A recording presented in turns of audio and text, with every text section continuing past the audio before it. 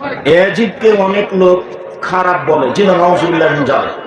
ইয়াজিদকে খারাপ বলা যাবে না। ইয়াজিদ মুসলমান হতে পারে না। আবার ইয়াজিদকে কাফেরও মনে করা, ইয়াজিদকে কাফের বলা, এটা বিদাতিরা কাফের।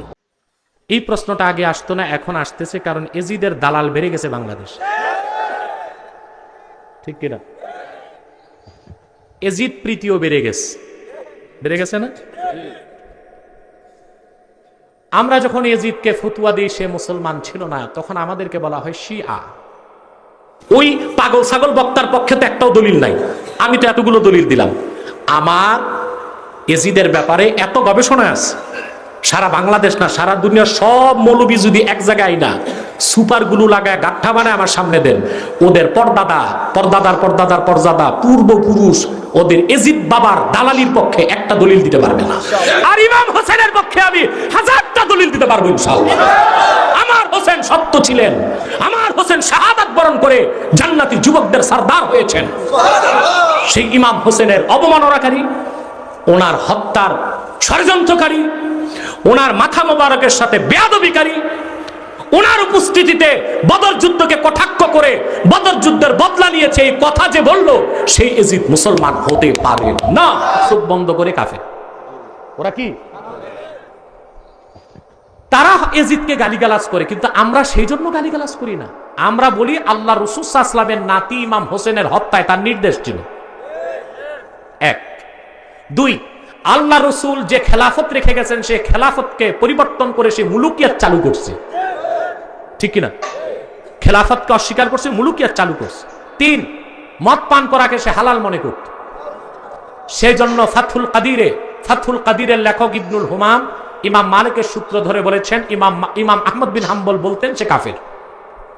তারপরে দেখুন বদর যুদ্ধে যখন ইমাম হোসেন রাদিয়াল্লাহু তাআলা আনহু শহীদ হলেন কারবালায়, ঢালের মধ্যে ওনার মাথা রেখে পাশে আরো 18টা মাথা ছিল আহলে বাইতের, এজিদের কাছে নেওয়া হলো দামেস্কে। এই মারদুদ অভিশপ্ত তার সভাসদদেরকে লক্ষ্য করে বলল, ইন্নী জাযাইতুহুম বিমা ফাআলু বিআশয়াখে কুরাইশিন ওয়া সানাদিদিহিম। বদর যুদ্ধে মুহাম্মদ সাল্লাল্লাহু আলাইহি ওয়াসাল্লাম যুদ্ধ করেছেন, কুরাইশদের 70 নেতা মারা গেছিল, তার মধ্যে তার দাদা উতবাও ছিল। আজ হোসেন ও তার সঙ্গীদের হত্যা করে বদর যুদ্ধের পুরস্কার দিলাম। সেই এজিদকে মুসলমান বলা যায়? ইমাম জাওজি রওয়ায়াত করেছেন, যখন ইমাম হোসেন রাদিয়াল্লাহু তাআলা আনহু মাথা তার সামনে রাখা, কাক ডাকতেছে, কাক। তখন সে বলতেছে, ফানাইবাল গুরাবু কুলতু কুল আও লা তাকুল কাদ ইত্তাজাইতু মিনার রাসূলি দুয়ুনি। কাক ডাকতেছে, আমি বললাম কাক ডাকুক আর না ডাকুক তুই চিল্লা, তুই ডাক আর না ডাক। আজকে মুহাম্মদ সাল্লাল্লাহু আলাইহি ওয়াসাল্লাম বদরে যে হত্যা করেছেন আমার দাদা ও অন্যান্য কুরাইশদেরকে, হোসেনকে হত্যা করে আমি ঋণ পরিশোধ করব। বুঝছেন? এ তো পড়াশোনা নাই। আপনার দেখবেন ব্যাংক অনেক রকম আছে, বাবা ব্যাংক, কুনো ব্যাংক, আরেকটা আছে কুয়ার ব্যাংক। কুয়ার ব্যাংক কোনটা? কুয়া খুব ছোট, তো যেই ব্যাংক কুয়াতে থাকে ও মনে করে এটাই দুনিয়াটা।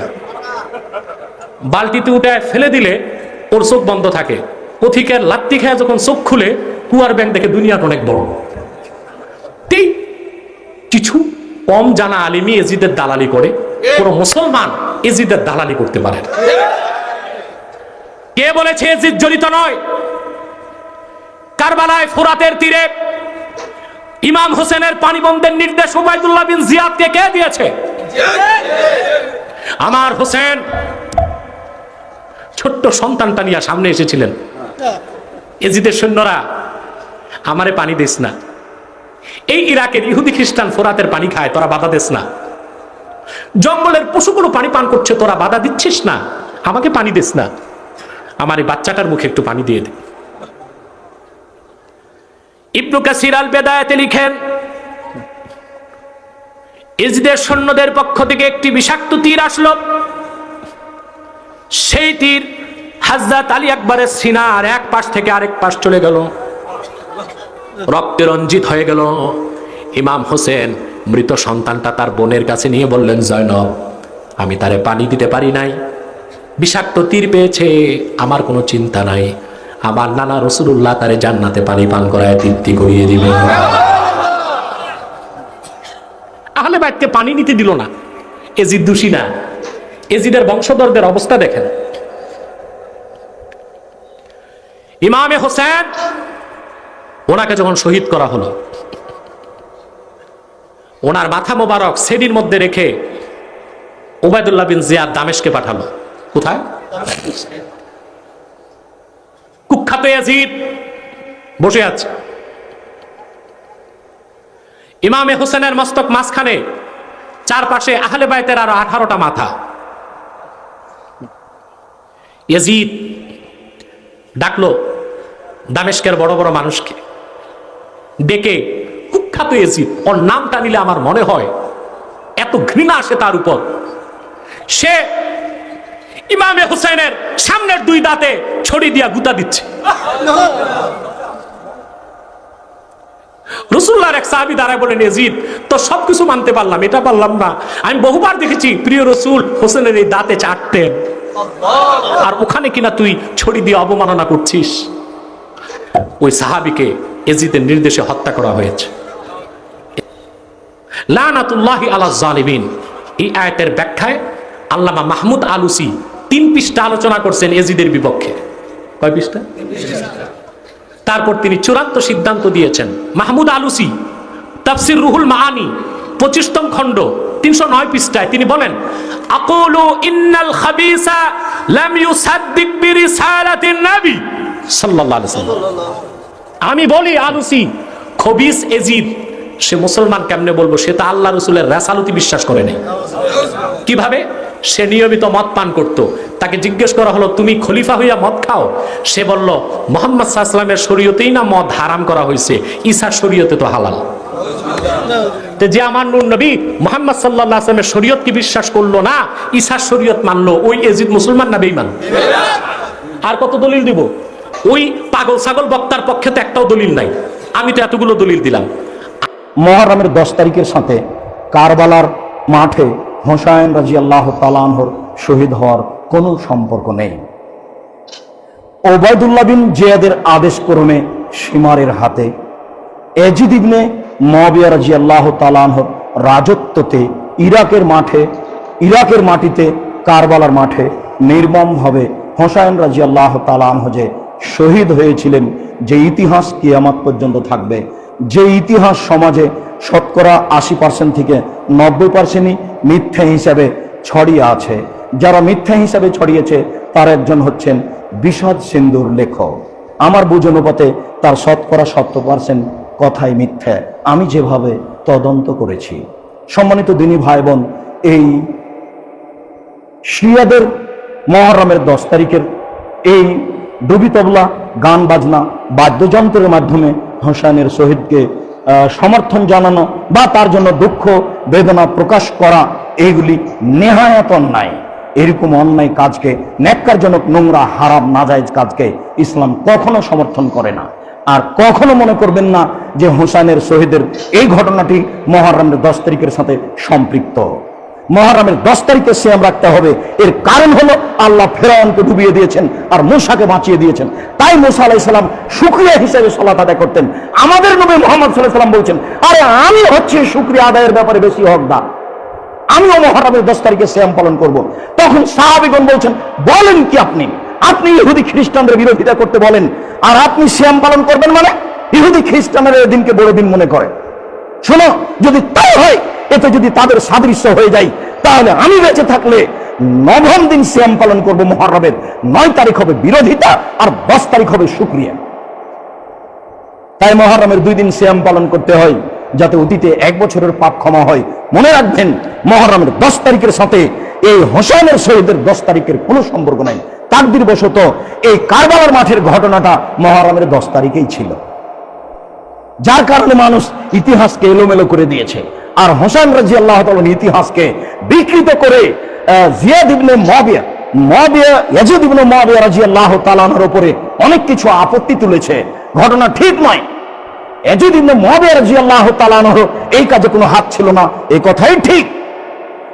তার অধীনস্থ একজন সেনাপতি ওবায়দুল্লাহ বিন জিয়াদ, তারই এই নোংরা নীতিতে, তারই আদর্শে এই সীমার ইরাকের মাটিতে কারবালার মাঠে মুহররমের 10 তারিখে এই ঘটনা ঘটায়, যা মর্মান্তিক ইতিহাস বলে কিয়ামত পর্যন্ত আছে। আল্লাহ, এই বিষয়ে তুমি আমাদেরকে সঠিক বুঝার তৌফিক দান করো এবং মানুষের উপরে ভালো ধারণা মন্দ ধারণা করার তুমি সম্মতি দান করো। তোমার দরবারে এই অংশে এই বিষয়ে জোরালো দাবি রেখে সকল দিনী ভাই বোনকে মুহররমের সিয়াম আগামী শনিবার রবিবার এই 2 দিন পালন করার অনুরোধ জানিয়ে আজকের জুমার খুতবা এখানে শেষ করলাম। সাল্লাল্লাহু আলাইহি। আর আসল বিজয়ী এজিদ এত কিছু করেছে, এজিদের নাম নেওয়ার মতো আজকে কেউ নাই। যারা চুপে চুপে এজিদের নাম নেয় তারা আগে ডানে বামে তাকিয়ে নাম নেয়, যে নাম নিতে গেলে আবার মাই খাইতে হয় কিনা, তাদের শরীর থেকে ঘাম ঝরা শুরু হয়ে যায়। আর যখন তাদের নাম নেয়, তাদের নেতা তো এজিদ, নেতার নাম নেওয়ার সময় মাথা ঝুঁকিয়ে ঝুঁকিয়ে নাম নেয়। কিন্তু আমরা তাদেরকে বলি, কেমন তোমাদের নেতা, নেতার নাম নেওয়ার সময় এত ভয় কেন পাও, এত ঘাম কেন ছুটে? আমাদের দিকে তাকাও, আমরা যখন ইমামে হুসাইনের নাম নেই আমাদের গর্দান ঝুঁকে যায় না, বরং আমাদের গর্দান উঁচা হয়ে যায়। কারবালার ময়দানে জীবন দিয়ে প্রমাণ করেছে, দুনিয়ার তখ্ত, দুনিয়ার সিংহাসনকে লাথি মেরে ছুড়ে দিয়েছে, এবং ওই লাথি মেরে ছুড়ে দেওয়ার কারণে ইমামে হুসাইনকে আল্লাহ পাক দুনিয়ার বাদশাহী দান করেছে, আখিরাতের বাদশাহী দান। এটা কি আমার কথা না আল্লাহর কথা? সুন্নিরা দলিল ছাড়া কোনো কথা। এখনো আমরা যদি এখানে খুঁজি, আমাদের অনেকের নামের শেষে হুসাইন আছে না নাই, আলী আছে না নাই, জাইনুল আবেদিন আছে। কিন্তু আমাদের বোনের মধ্যেও যদি আমরা খুঁজি, অনেকের নাম আছে জাইনাব, অনেকের নাম আছে উম্মে কুলসুম, অনেকের নাম আছে সাকিনা, কিন্তু এজিদের নামে কেউ কি নাম রাখবে? এই প্রসঙ্গে ইমাম হুসাইন রাদিয়াল্লাহু তাআলা আনহু ও তার পরিবারের লোকদের সাথে ইয়াজিদের যে নির্মম আচরণ, সেই আচরণের কারণে প্রত্যেকটি মুসলমানের মনে তার ব্যাপারে ক্ষোভ থাকবে এবং থাকবে প্রচণ্ড ঘৃণা। এটাই একেবারে স্বাভাবিক। ইয়াজিদ কর্তৃক নিয়োজিত কুফার গভর্নর ওবায়দুল্লাহ ইবনে জিয়াদ যে বর্বরোচিত আচরণ ইমাম হুসাইনের সাথে করেছে, তার দায় থেকে ইয়াজিদ কখনো কোনোভাবে মুক্ত হতে পারে না। ক্ষমতার মোহে সে এতটাই অন্ধ হয়ে গিয়েছিল যে রাসূল সাল্লাল্লাহু আলাইহি ওয়াসাল্লামের প্রিয় দৌহিত্র, প্রখ্যাত একজন সাহাবী, যিনি বয়সে ইয়াজিদের সাথে সে 22 বছরের বড় ছিলেন, সর্বজন শ্রদ্ধেয় ব্যক্তি ইমাম হুসাইন রাদিয়াল্লাহু তাআলা আনহুর সাথে সে করেছিল সর্বকালের সর্বনিকৃষ্ট আচরণ। চরম অসম্মান করেছে রাসূল সাল্লাল্লাহু আলাইহি সাল্লামের পবিত্র আহলে বাইতকে। তাই তো ইয়াজিদ মুসলিম ইতিহাসে এক নিকৃষ্ট চরিত্রের নাম। এই নামটি এখন গালি হিসাবে ব্যবহৃত হয়। তার ব্যাপারে মুসলিম মনীষীগণ কি কি মন্তব্য করেছেন, চলুন আমরা তার কিয়দাংশ আলোচনা করি। ক্বালা ইবনু আসকালানী আন্নাহু মাকদুহুন ফি আদালাতিহি ওয়া লাইসা বিআহলিন ইউরা আনহু। ইবনু হাজার আল আসকালানী রাহিমাহুল্লাহ বলেছেন, সে চারিত্রিকভাবে আদালতের দিক থেকে প্রশ্নবিদ্ধ, মাকদু, সে একবারে অভিযোগে অভিযুক্ত, তার পক্ষ থেকে কখনো হাদিস রিওয়ায়াত করা হয় না। ইমাম আহমদ ইবনে হাম্বল বলেছেন, লা ইয়ামবাগি আন ইউরা আনহু, তার থেকে হাদিস রিওয়ায়াত করা সমীচীন হবে না। কিলা লাহু, তাকে বলা হলো ইবনে হাম্বলকে, আতাকতুবুল হাদিসা আন ইয়াজিদা, ইয়াজিদ থেকে কি আপনি হাদিস লিখেন? ক্বালা লা ওয়ালা কারামা, তিনি বলেন না, এই সম্মান তার কপালে নেই। ইমাম যাহাবী রাহিমাহুল্লাহ বলেছেন, লাম্মা ফাআলা ইয়াজিদু বিআহলিল মদিনা মা ফাআলা মা শারবিহিল খামরা ওয়া ইতিয়ানিহিল মুনকারাত, যে আচরণ মদিনার লোকদের সাথে ইয়াজিদ করেছে সেটা তো বলাই বাহুল্য। সাথে তার অপরাধ ছিল মদ পান করা এবং অসংখ্য নাজায়েজ কাজ সম্পাদন করা। ইস্তাদ্দা আলাইহিন নাস, এই কাজগুলো যখন সে করেছে তার উপরে মানুষ চরমভাবে ক্ষেপে উঠেছিল। তারিখুল খোলাফা লিসসুয়ুতি, ইমাম সুয়ুতির লেখা তারিখুল খোলাফা বইতে এই বিষয় উদ্ধৃত হয়েছে, পৃষ্ঠা নাম্বার 195। আল্লামা ইবনুল জাওজি বলেন, মা রায়ুকুম ফি রাজুলিন, ওই ব্যক্তির ব্যাপারে তোমাদের কি মন্তব্য, যে ব্যক্তি হাকামা সালাসা সিনিনা, 3 বছর দেশ শাসন করেছে, 3 বছরে 3টি বড় বড় অপকর্ম করেছে। পিলুলা, প্রথম বছর কাতালা হুসাইন, ইমাম হুসাইনকে হত্যা করলো। অফিসানিয়া, দ্বিতীয় বছর আর আবাল মদিনা ওয়া আবাহা লিজাইশিহি, মদিনার লোকদেরকে প্রচন্ড রকমের হেনস্থা করলো, মদিনাকে সে হালাল বানিয়ে দিল তার সৈন্যদের জন্য। সুতরাং আমরা ইয়াজিদকে তাকফির যদি নাও করি, কাফের যদি নাও বলি, যদিও কোনো কোনো আলেম কাফের বলেছেন, কমপক্ষে তার পক্ষ নেই আর কোনো সুযোগ নেই। তাকে নির্দোষ বলার কোনো সুযোগ নেই। কারণ সে যদি দেখতাম যে ইমাম হুসাইন রাদিয়াল্লাহু তাআলা হত্যাকারীদের থেকে কেসাস নিয়েছে, তাহলে আমরা বুঝতাম সে এ বিষয়ে আন্তরিক ছিল, সাপোর্টার ছিল না। কিন্তু আমরা তো তা দেখিনি, সুযোগ ছিল কেসাস নেয়ার, সে করেনি, বরং তাদেরকে চাকরিতে বহাল রেখে পুরস্কৃত করেছে। এতে বোঝা যায় ইমাম হুসাইন রাদিয়াল্লাহু তাআলা আনহুর হত্যার ব্যাপারে হয়তো সে নির্দেশ দিয়েছে, না হয় নিশ্চিতভাবে